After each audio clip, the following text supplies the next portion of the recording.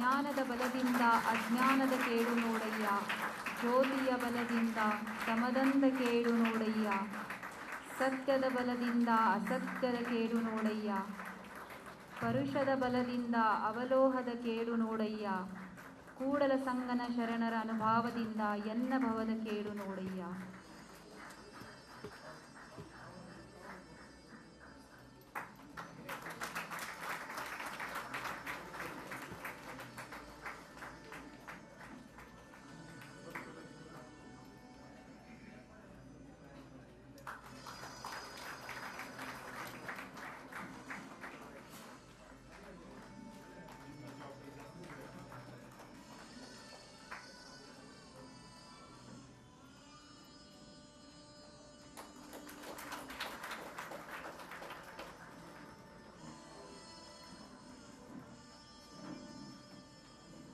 Thank you, sir.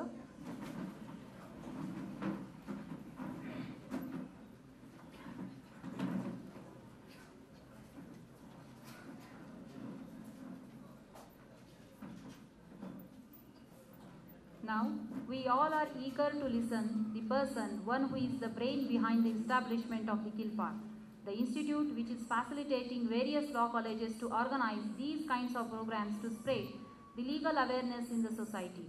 Hence, I request Honorable Shri H.K. Patil, Leader of Opposition, Karnataka Legislative Council, Bangalore, to deliver keynote address on this occasion.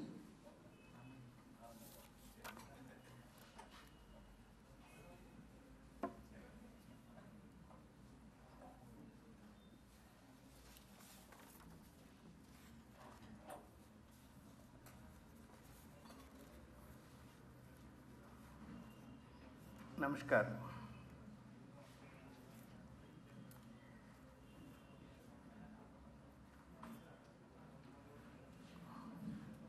Honorable Justice Shri N. Kumar Sahib, Dr. Rajshekhar, Dean Faculty of Law, the President of the program and an esteemed friend of mine, Mr. Kavatgi Math, Dr. Ashok Patil, Principal and a guide behind this effort, Shri Dakshinamurthy, Director Kilpar, learned resource persons, distinguished delegates, Mr. Bellad, the chairman of the local committee,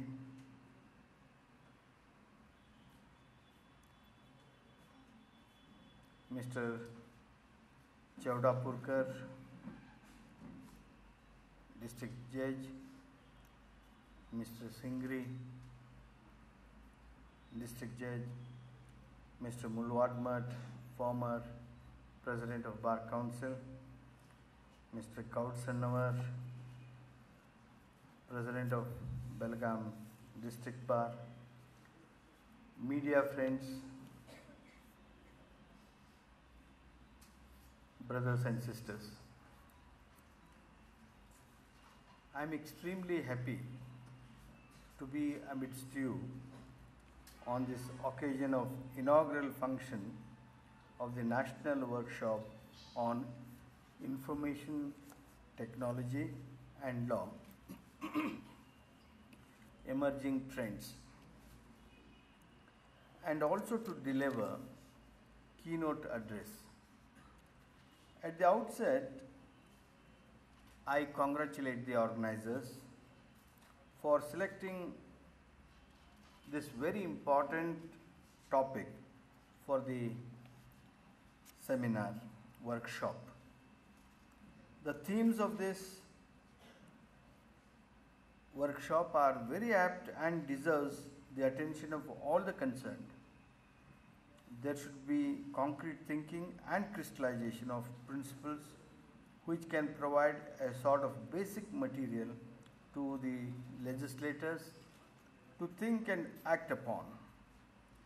There is no second opinion about the fact that law available right now in our country is not adequate to regulate diverse activities involving information technology. The existing provisions are not even skeletal. The few regulatory provisions contained in the Information Technology Act 2000 have proved to be highly inadequate. The part of the Act had become irrelevant before it was enacted. The problem is growing manifold faster than the remedy. It is really becoming difficult to the state to catch up with the growing problems. Information is power because it serves various purposes, both beneficial and detrimental. The speed with which information can be generated and communicated is unimaginable. Classified information is available at the prick of the mouse to the users like businessmen, advertisers, politicians, journalists, students, and everyone, including even criminals and terrorists. There are two unparalleled inventions by the mankind. One is the invention of wheel, which changed the human lifestyle and brought comforts and luxury to the humanity. The other is the invention of communication. This technology, the communication technology is attendant with its ill effects also. It has become difficult to withstand the onslaught of this information revolution. State stands in the position of parents to its citizens. It has to decide what is good for its citizens. It has the onerous responsibility of protecting its citizens from the harmful consequences of his choices. The state should evolve a comprehensive policy in this regard, otherwise it cannot discharge its responsibility. The challenges held out by the information technology to law are manifold. Firstly, how we can protect our youngsters from the truckloads of obscene videos, photographs, and other literature that is available on internet.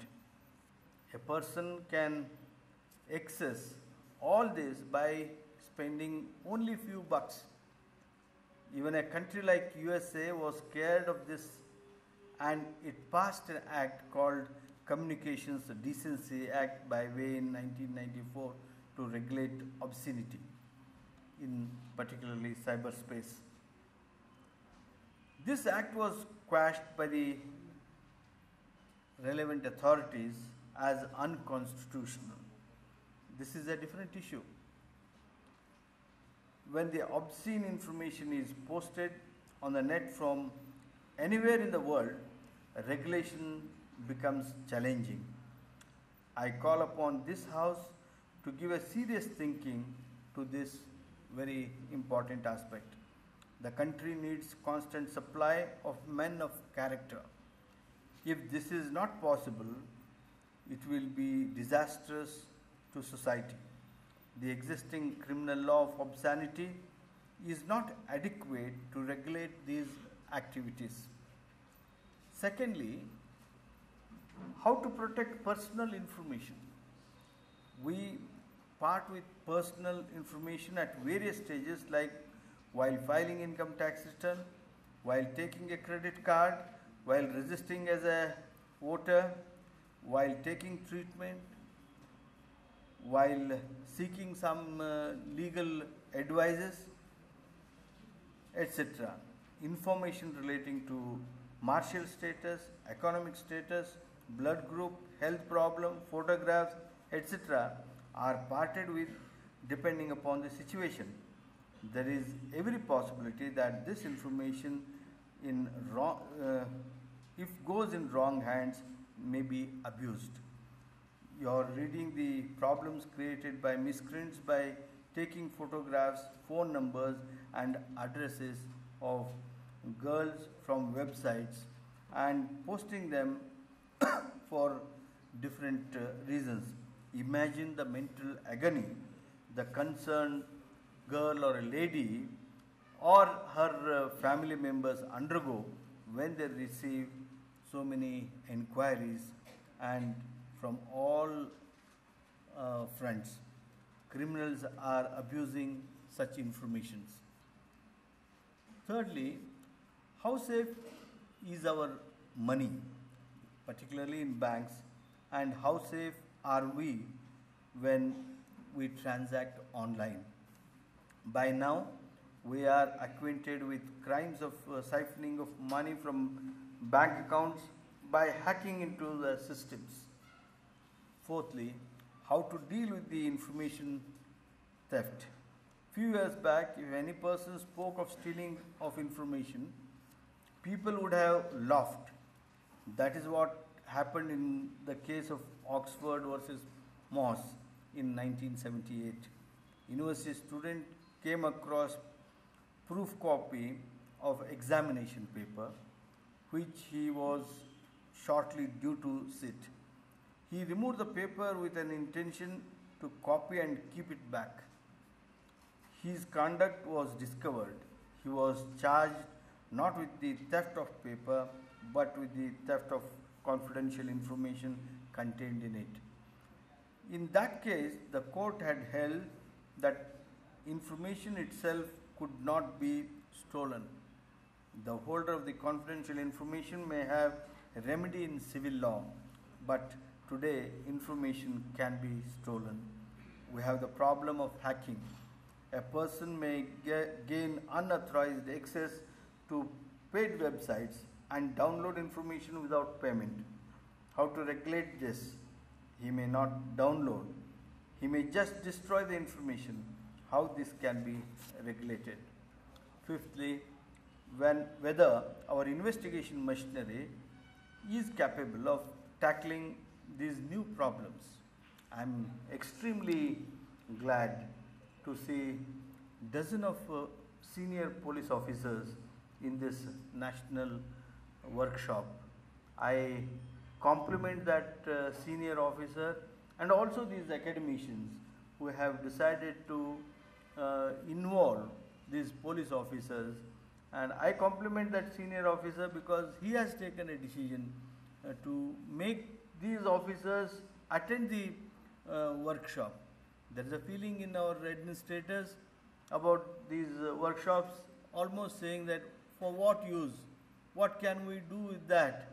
Actually, this type of academic exercise will be of great relevance in their service and in their effort to take note of the crimes that are going on in cyber area. Anyway, I congratulate the principal for having involved all sections of people here. Now, in case of the capability of tackling these new problems, I am told of an instance when our police officer had seized monitors mistaking them to computers. The awareness on the part of our investigation machinery is definitely very low. Detection of crimes involving technology should be difficult for our personnel. We have only one cyber police station for the whole state in Karnataka, that is at Bangalore. It is really doing a marvelous work, but that is not adequate. More such police stations are required at regional levels with all logistics, with trained, enlightened officers. I want to apprise this august House how this new technology is making us lose a very huge revenue in our country. You might have heard about the revenue losses the state is undergoing due to rampant tax evasion by high profile corporates in the field of telecom industry, particularly the optic fiber cable networks. The nation today, because of the non-payment of taxes for this light energy converted into data, this issue, this particular act of optical fiber network companies have made the nation lose to the extent of 1,20,000 crores. In fact, my petition itself with the President of India is pending. I have sought for making reference to the Supreme Court to seek its opinion so that the light energy converted can be considered as goods and the proper assessment is made and tax is recovered. Just imagine if few companies, not more than even 500 companies, if they are making or if they are evading tax to the tune of 1,20,000 crore worth, then who can save this country? Because of the non-equipped personnel, non-equipped tax collecting officers, we are facing such a revenue loss. And it is the time that we all enlighten the people in the line so that there will be a proper tax collection too. Friends, what I have mentioned are only dot on the tip of the iceberg. I completely appreciate the organizers for choosing such a relevant topic of massive significance to the society and the individuals. I hope that fruitful suggestions will churn out here which will be worthy of consideration by the policymakers. This is what I believe this national seminar looks at. The Karnataka Institute for Law and Parliamentary Reforms and B.V. Bellad Law College both deserve to be congratulated to this effort. KILPAR, as you all know, KILPAR is a short form of Karnataka Institute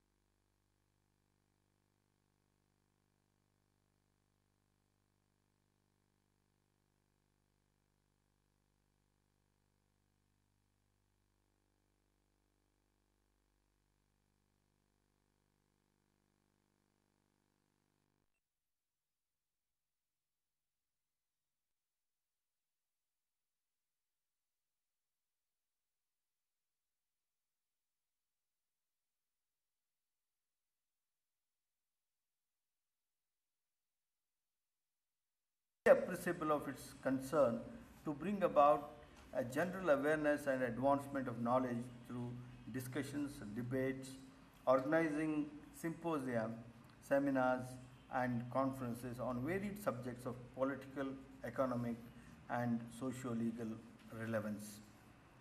The way the KILPAR has started and initiated efforts, I am sure a day is not far off when this institution is going to become a friend, philosopher, and a guide, and a monitor to legislature, government, and judiciary.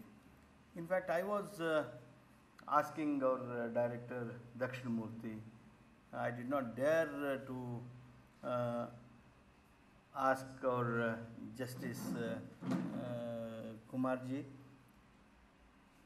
I was asking Dakshinamurthy that what should we tell to this ಬಾರ್ಕೋಲ್. ನಾವು ಕನ್ನಡದಲ್ಲಿ ಬಾರ್ಕೋಲ್ ಅಂತ ಹೇಳ್ತೀವಿ. ಬಾರ್ಕೋಲು ಅಂದರೆ ಅದರದೇ ಆಗಿರ್ತಕ್ಕಂಥ ಅರ್ಥ ಇದೆ. ಅದು ಕೇವಲ ಎತ್ತನ್ನು ಹೊಡಿತಿದಂಥ ಅಷ್ಟೇ ಅಲ್ಲ. ಬಾರ್ಕೋಲ್ ಅಂದರೆ ಒಂದು ಪ್ರಾಣಿಯನ್ನು ಸಹಿತ ಸರಿದಾರಿಗೆ ತರುವಂಥ ಒಂದು ಸಾಧನ.